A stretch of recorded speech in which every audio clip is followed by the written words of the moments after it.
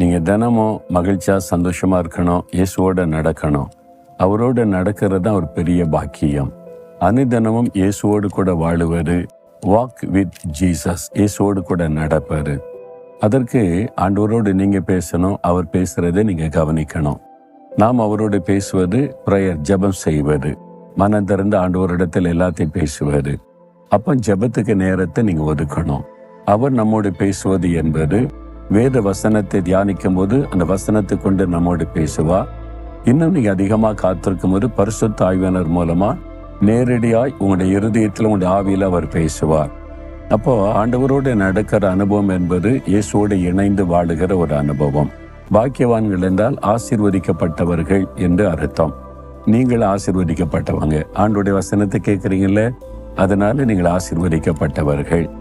அந்த ஆசீர்வாதம் உங்களுடைய வாழ்க்கையில நிலைத்திருக்க என்ன செய்யணும்? யார் ஆசீர்வதிக்கப்பட்டவங்கன்னா, தேவனே உம்மிலே பலன் கொள்ளுகிறவர்கள். உங்களுடைய பலன் எது அப்படின்னா, என்னுடைய பணம், என்னுடைய படிப்பு, என்னுடைய பதவி, அதல்ல.